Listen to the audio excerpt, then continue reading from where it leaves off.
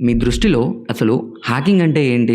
One క్లిక్‌తో మొబైల్‌ని hack చేయడమా? లేదా ఒక లింక్‌ని ఓపెన్ చేసి సెకండ్స్‌లో ఇన్‌స్టాగ్రామ్‌ని యాక్సెస్ చేయడమా? అప్పుడది హ్యాకింగ్ అవ్వదు. అది సినిమా అవుతుంది. ఇండియాలో ఒక రోజుకి 72 లాక్స్ సైబర్ అటాక్స్ అనేటివి జరుగుతున్నాయి. దీనివల్ల లాక్స్ ఆఫ్ మనీ స్కామ్ అయిపోతుంది. అసలు ఈ మనీ అంతా ఎలా పోతుందో తెలుసా? Simple answer. సైబర్ సెక్యూరిటీ మీద అవేర్‌నెస్ లేకపోవడం వల్ల. ఒక యాప్ షేర్ చేస్తే 500 వస్తాయి. ఈ లింక్ ఓపెన్ చేస్తే ఐఫోన్ వస్తది. ఈ ఒక్క లైన్ చాలు. మనం షేర్ చేస్తాం, క్లిక్ చేస్తాం, పర్సనల్ డేటాని ఇవ్వడానికి కూడా రెడీ అయిపోతాం. ఇది హ్యాకర్స్ తప్పు అస్సలు కాదు. ఇది మన గ్రీడ్, మన కేర్లెస్నెస్. సైబర్ క్రిమినల్స్ నుంచి ఫస్ట్ మన మైండ్ ని మనం ప్రొటెక్ట్ చేసుకోవాలి. ఇన్స్టాలో జిఎఫ్బిఎఫ్ అకౌంట్స్ హ్యాక్ చేయడం కాదు హ్యాకింగ్ అంటే. ఒక రాంగ్ క్లిక్ మీ లైఫ్ ని అప్ సైడ్ డౌన్ చేయగలదు. ఇండియాలో జాబ్స్ ఈజీగా అస్సలు రావట్లేదు. Every year thousands of people graduate అవుతున్నారు. జాబ్స్ మాత్రం అంతంత మాత్రమే. సో మార్క్స్, బ్యాక్గ్రౌండ్, డిగ్రీ వీటి గురించి ఆలోచించడం తగ్గించి స్కిల్స్ నేర్చుకోవడంలో కాన్సన్ట్రేషన్ పెట్టండి. నేను మీలో ఒకరినే. మీరు ఇప్పుడు ఎక్కడున్నారో నేను ఒకప్పుడు అక్కడ నుంచి స్టార్ట్ అయిన వాడిని. ఈ రోజు నేను ఒక కంపెనీకి ఫౌండర్.